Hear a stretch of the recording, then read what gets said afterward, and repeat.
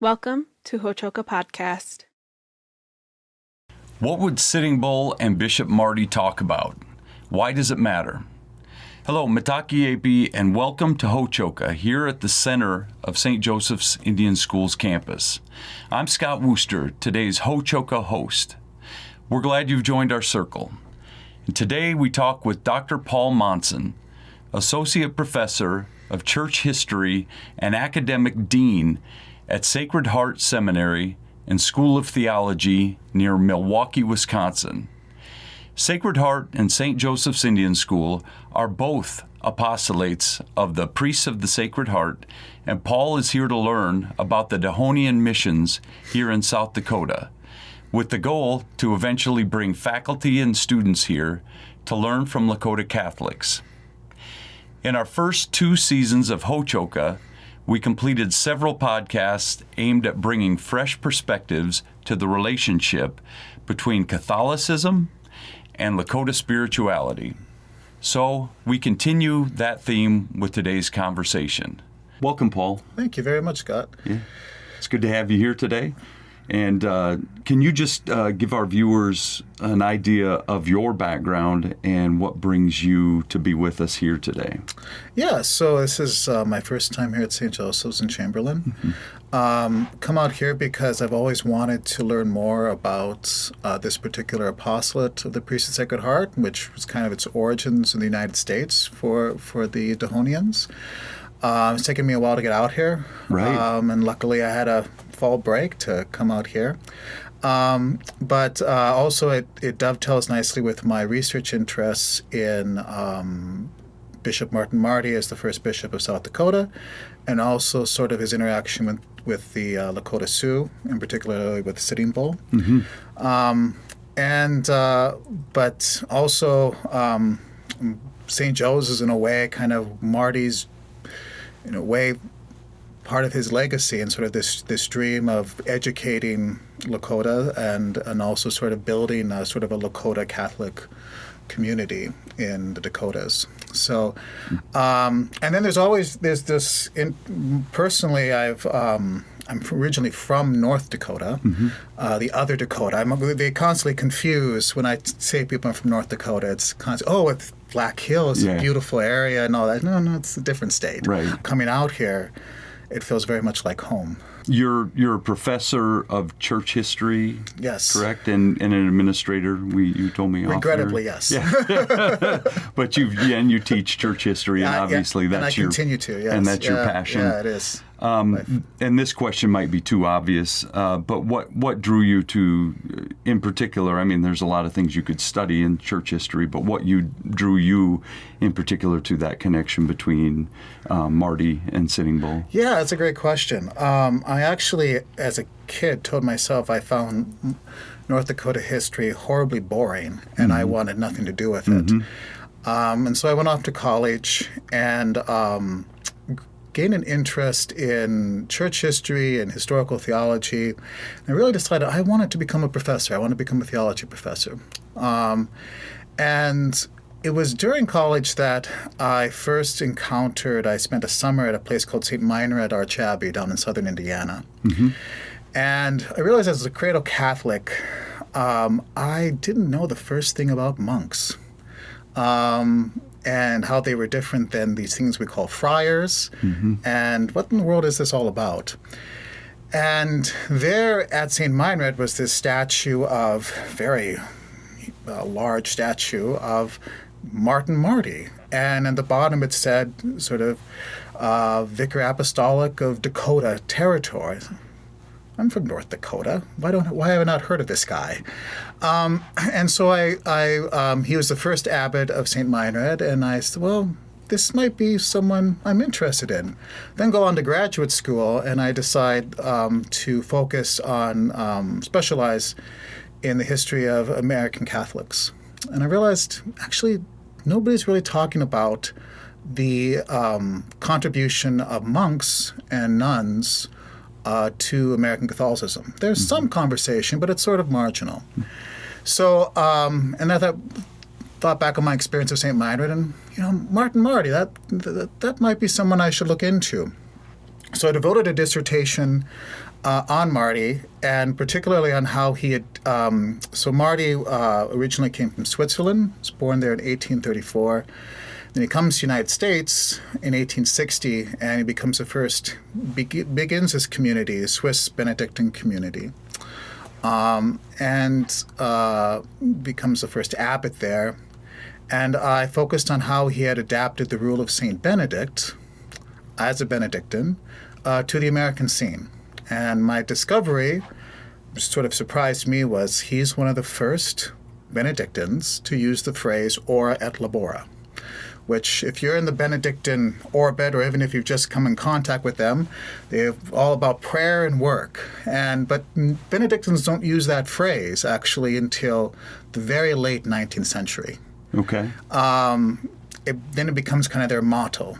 And so you go to Mount Marty College, or you go to Benedictine University, or whatever, they'll use ora et labora. But it's a very recent development. And here Marty is using it before we know anyone other Benedictine using it. And he's using it in letters actually from Dakota Territory when he first comes up here in 1876. And I thought this is fascinating. In the meantime, I'd sort of become interested in this latter half of Marty's life because of the controversy around Junipero Serra and his canonization back in 2015. And at that time, I was living in California, and I realized there was something to Marty's story that I hadn't really considered, which was, his interaction with the Lakota Sioux very much changed him. And instead of talking about how he had changed the Sioux or had he converted the Sioux or Sitting Bull, what about how they transformed him? So, maybe I can take what I've done on my dissertation and sort of make that into and sort of whole volume 2, if you will, of that project as sort of a book. And so that's kind of what has brought me then to Marty, both in graduate work and then now sort of as a scholar. Right. So, yeah, that's an interesting way to get there for sure. Yeah, sorry, it's a little convoluted. Yeah, sure is, but here we are, and it's obviously become a passion for you to study that as well, which is nice. Yeah, there's various stories about these two guys, and some of them might be considered rumors. Can you tell me a little bit more about that? So Marty is well known in Catholic circles in South Dakota because he becomes the first bishop of Sioux Falls, South Dakota. Okay. And he begins here in 1876, coming from this monastery in southern Indiana with the intention of building a monastery out here in the Dakotas, invited by the Bureau of Catholic Indian Missions to come out. The story of where him starts here, and then his legacy continues. There's a town named after him here in South Dakota, Marty. There's Mount Marty University down in Yankton. So his name is around here, and even here in St. Joe's, you have a stained glass window and you have Marty there. Right. He comes in 1876. It's an important year. What happens is Marty goes in the aftermath of the Battle of Little Bighorn. Sitting Bull sort of flees with a group of the Lakota Sioux up to Canada. And it's there that he sort of is right across the border, present day sort of western Saskatchewan. And he's there until about 1881. But Marty, in less than a year having been at Standing Rock, sort of near present-day Bismarck and Fort Yates in North Dakota, he gains a sense of just how restless sort of the Lakota Sioux are at Standing Rock. And he takes it upon himself he thinks he can actually broker a peace deal with the hostile Sioux in Canada and convince them to come back. And so he goes up there in this June of 1877. So this is almost a year after Battle of Bighorn. And he meets Sitting Bull. And this meeting actually makes Marty famous. He's the first American to approach Sitting Bull after that battle. Okay. And suddenly the world takes interest in Marty as sort of this ambassador to Sitting Bull. And then sort of two different stories emerge. One is you have Marty who very courageously goes and tries to not only be a peacemaker, but then also very much tries to convert Sitting Bull, and over the course of his time eventually does. At one point in Wikipedia, you could find under Sitting Bull that he became a Catholic, which is completely untrue. Okay. Yeah. And then the other story is that Sitting Bull defiantly sort of rejects Marty's peace offering as absurd and points out just how naive this priest is. And very much rejects Catholicism and sort of is able to sort of defend, preserve to some degree traditional Lakota ways in the face of this brutal colonial system that Marty is a part of. And there's both sort of narratives are incomplete and problematic. Right. So I wouldn't. So and there are different generations of scholars who have sort of been interested in this story and tried to make sense of it. And it continues because then Marty goes back up in 1876, second time to meet Sitting Bull. Again, Sitting Bull refuses to come back down. And then 1881, Sitting Bull surrenders at Fort Buford, North Dakota. He is, which surprises Marty. Then he's imprisoned at Fort Randall, not far from here, in South Dakota. Right, just south of here. And Marty actually is partly instrumental in brokering sort of agreement with the U.S. government for Sitting Bull to come back to Standing Rock. At one point, we're told that Marty actually brings a buffalo hide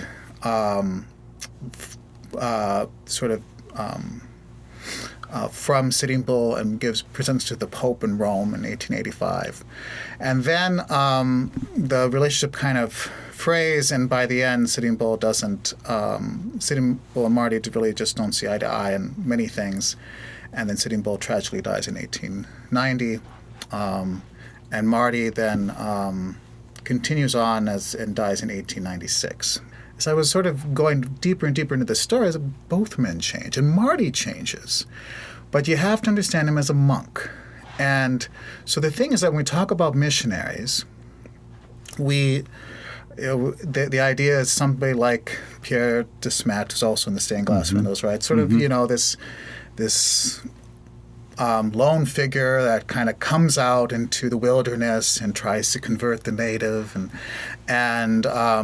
we have continued to use this language in Catholicism of sort of being a missionary, sort of sharing the gospel and all that.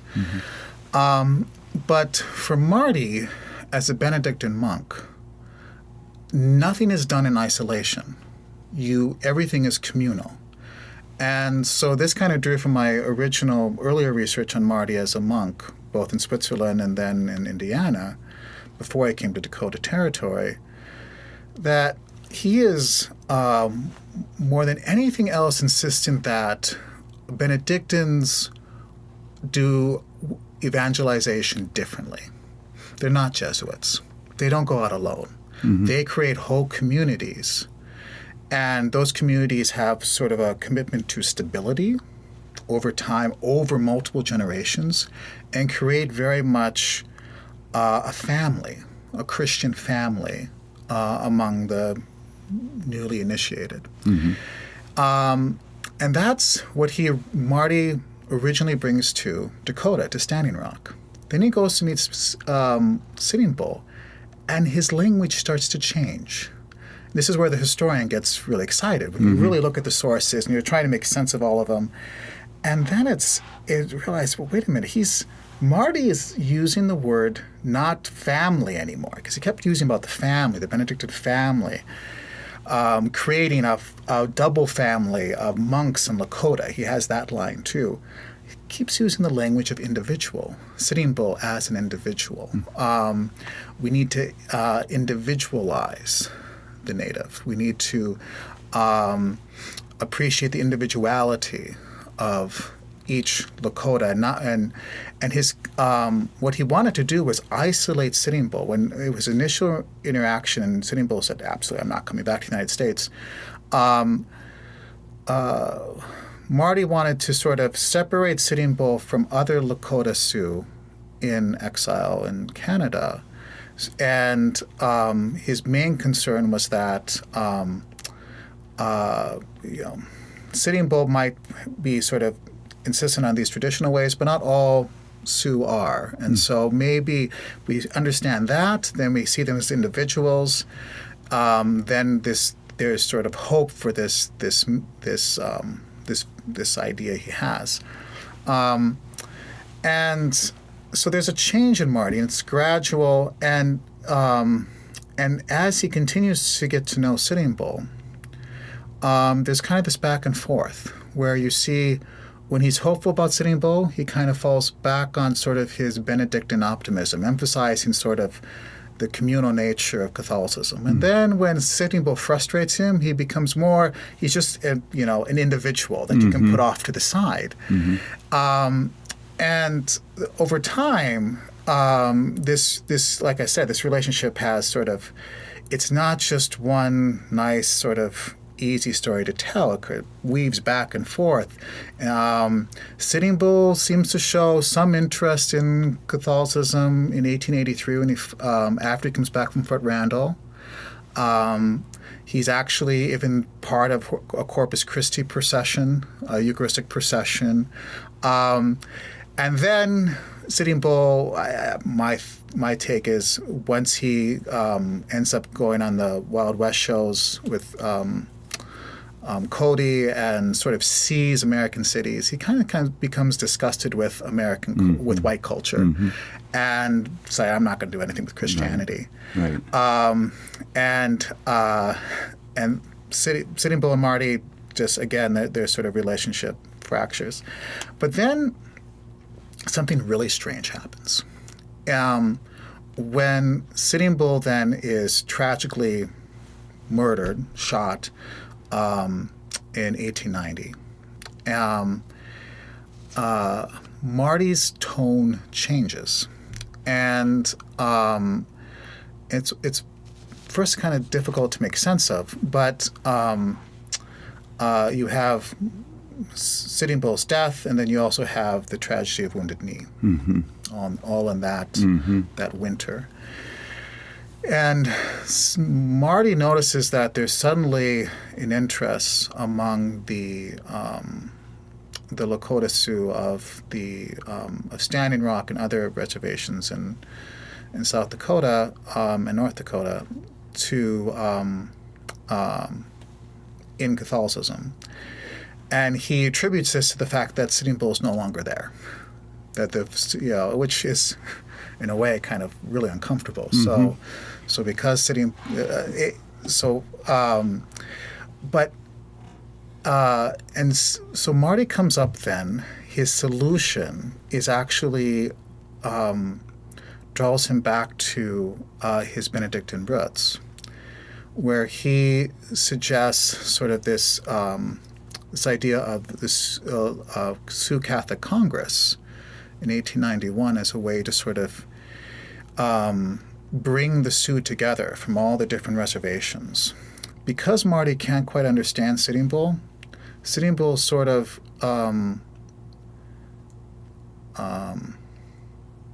distracts Marty in a way from his initial sort of vision. And it's a story where so my overall take is it's almost kind of a tragedy, because Marty and Sitting Bull, in terms of this monk's idea of sort of a family, as a family not in a biological sense, but a family that is sort of goes transcends by just sort of the nuclear family, a family that is based off of a sort of larger sense of kinship, actually has a lot more in common with the Lakota idea of the Tiashpie. But Marty could not appreciate that at the time. And it's only later with the Lakota, the Sioux Catholic Congresses, that the Lakota themselves sort of realize this connection with Catholicism. And even though Marty gets credit, it's for starting it. It actually goes, and he does start it, I suppose, but the ownership really, Lakota take ownership of it, Lakota Catholics, and it then leads to today that there's a sort of an arc from the Sioux Catholic Congresses then to the Tekakwitha conferences.